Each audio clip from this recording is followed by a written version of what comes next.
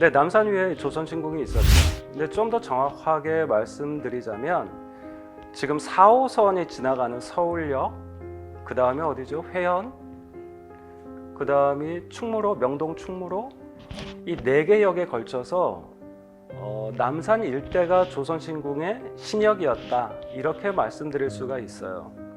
그러니까 신궁의 본전은 남산 꼭대기에 있었지만 사실 남산 신궁의 신역이 자리한 곳은 지금 현재 4개의 역이 지나가는 정도로 굉장히 광역에 걸쳐 있었다. 남산 전체가 조선 신궁이었다, 이렇게 말씀드릴 수도 있습니다. 조선 신궁을 어디에 만들어야 할까에 대해서는 여러 논의가 있었습니다. 그 중에 남산이 간택된 데는 여러 가지 이유가 있겠지만 가장 중요한 이유는 경복궁과의 관련성입니다. 우리가 풍수지리에서 안산이라고 하는 표현이 있어요. 안산이 뭐냐면 아침에 눈을 떴을 때 바로 눈에 들어오는 산, 즉 경복궁 근정전에서 왕이 나와서 딱 바라보았을 때 시야에 들어오는 산, 그게 바로 남산이었거든요. 풍수지리에서 안산이라고 하는 것은 그 왕조가 대대로 번영할 수 있는 그러한 기운을 준다라는 의미를 가지고 있었습니다. 그러니까 조선 왕조가 쭉 뻗어나갈 수 있게 굽어보는 남산, 바로 거기에 조선신궁을 지으면 조선인들의 어떤 역사라든가 그러한 기맥을 끊을 수 있다, 뭐 이런 의미가 작용했던 것이죠. 그걸 상징적으로 보여주는 것이 바로 남산 그 봉수가 있지 않습니까? 바로 지금 서울타워가 있는 곳인데요. 그 서울타워 바로 옆에 국사당이라고 있었어요. 국사당은 거꾸로 말하자면 한국식의 조선신궁이라고 볼 수 있죠. 즉 국사당은 왕조가 대대로 왕조의 안녕을 빌기 위해서 신을 모셨는데 그 신이 누구냐면 태조 이성계였어요. 그리고 태조 이성계가 바로 지금 서울 한양에 도읍을 정할 때 도움을 주지 않습니까? 바로 무학대사를 모시게 되는 것이거든요. 바로 거기에 일본 열도의 신들을 모시게 된 것이 조선신궁이었던 것이죠.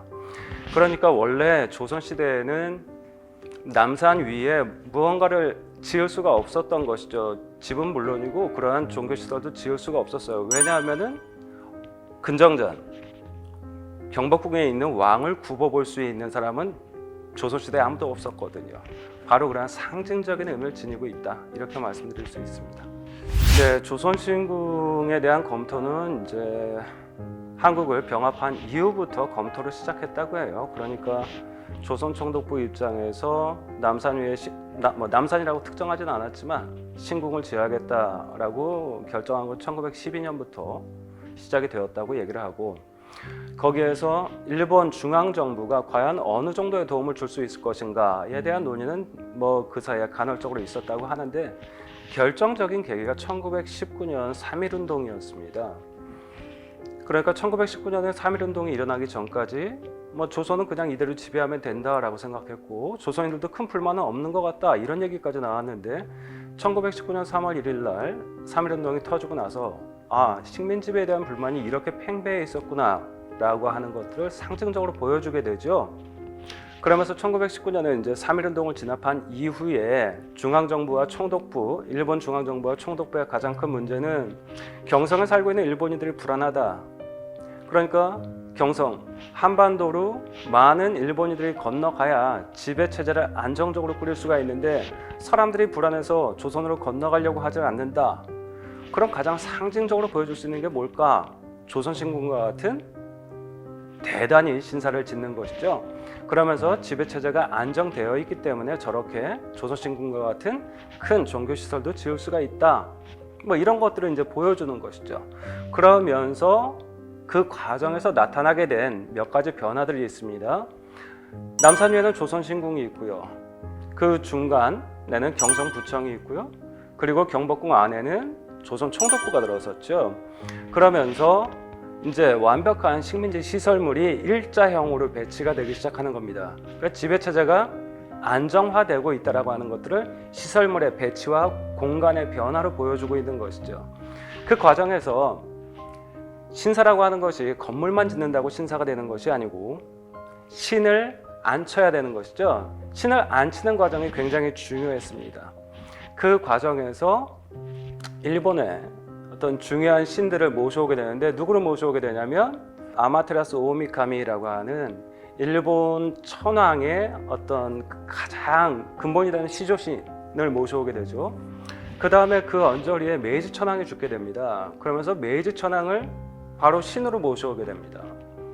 즉 메이지 천황이 죽자마자 신이 되었다는 얘기는 뭐냐면 메이지 천황기에 근대 일본이 일본 제국으로 성장해 나가는 기본을 닫게 되죠. 근본을 닫게 되는데 대표적인 게 홋카이도 개척, 그 다음이 사할린, 남사할린 개척, 그 다음이 타이완, 마지막에 이제 대륙으로 들어와서 한반도를 이제 정복하게 되는 가장 혁혁한 공을 세우게 된 천황과 더불어서 메이지 천황을 얘기하게 되는 것이죠. 이제 건물을 지은 다음에 신을 모셔와야 되는데 신을 어떻게 모셔올 것인가 하는 여러 가지 논의가 있었습니다.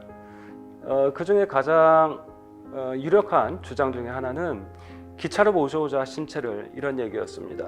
그럼 왜 기차였을까 하는 부분이죠. 일본 제국 입장에서 식민지민들, 조선인들에게 이 기차라고 하는 것은 문명의 상징이었습니다.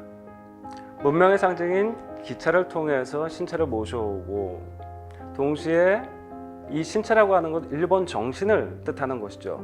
그러니까 두 가지 효과를 누릴 수가 있는 것이죠. 하나는 근대 문명과 더불어서 일본의 정신이라고 하는 이 두 가지를 홍보할 수 있었던 것이 바로 조선신궁에 일본 신을 앉히는 진좌식이었다는 것이죠. 그런데 문제는 이 진좌식에 조선 사람들이 그다지 참여하지 않으려고 하는 것이죠. 자, 우리가 그 1919년 3.1운동을 기점으로 무엇이 바뀌었는가 할 때 중학교나 고등학교에서 항상 배워왔던 것이 무단 통치에서 문화 통치로 바뀌어간다, 이렇게 배워왔습니다. 근데 서구열강과 일본 제국을 비교해 보면 문화 통치라고 하는 것은 문화 역량이 엄청나게 뛰어나지 않으면 식민지를 문화 통치하기는 굉장히 어려운 것입니다. 그 중에 가장 성공한 서구 열강 중에 가장 성공한 나라가 이제 대영 제국이라고 얘기를 하죠. 전 세계적으로 영어를 남겼다라고 하는 것과 많은 사람을 투입하지 않고도 식민지를 원활하게 운영을 했다라고 얘기하는 거죠. 그거에 비해서 일본 제국 같은 경우는 이 신사 정책만 보아도 문화 역량이 상대적으로 부족했다라는 걸 느낄 수가 있죠. 신사 정책을 아무리 바꿔도 조선인들이 호응하지 않았기 때문입니다. 그러다 보니까 1936년에 신사규칙을 개정하면서 모든 면에는 신사를 하나씩 만들어라, 조그만 거라도 좋으니까 하나씩 만들어라, 이런 얘기를 하고 조선인들에게 강제로 참배를 하도록 강요를 하게 됩니다. 그럼에도 불구하고 조선인들은 그다지 반응을 보이지 않았던 것이죠. 대표적인 경우가 미션계 스쿨들의 반응입니다. 지금 우리가 숭의학원이 있는 자리가 바로 경성신사 자리였다고 말씀드렸죠. 바로 숭의학원도 그러한 신사참배에 반대를 해서 폐교된 대표적인 학교였습니다. 네, 조선신궁과 관련해서 우리가 그러면 역사적으로 무엇을 배울 것인가 라고 했을 때 제일 먼저 제가 말씀드리고 싶은 부분은 권력이라고 하는 것이 경관을 어떻게 바꾸는가, 즉 경관과 더불어서 그 경관 안에 있는 상징물을 어떻게 조작하는가 하는 것이 그 권력 의지와 권력의 어떤 성격, 이런 것을 포괄적으로 반영한다고 생각합니다. 가령 일제강점기에는 조선신궁이 있었기 때문에 보통 우리가 일제 말기에 해외로 강제동원된 사람들 같은 경우는 강제동원의 시작을 뭘로 기억하냐면 바로 조선신궁에서 박수를 3번 치고 그 사람의 고생이 시작된 것이죠. 그리고 일본 혹은 사이판 등의 전쟁터에 도착하자마자 현지에 있는 신사에서 또 한 번 박수를 치게 되면서 이제 목숨을 건 강제동원 생활을 시작하게 되는 거죠.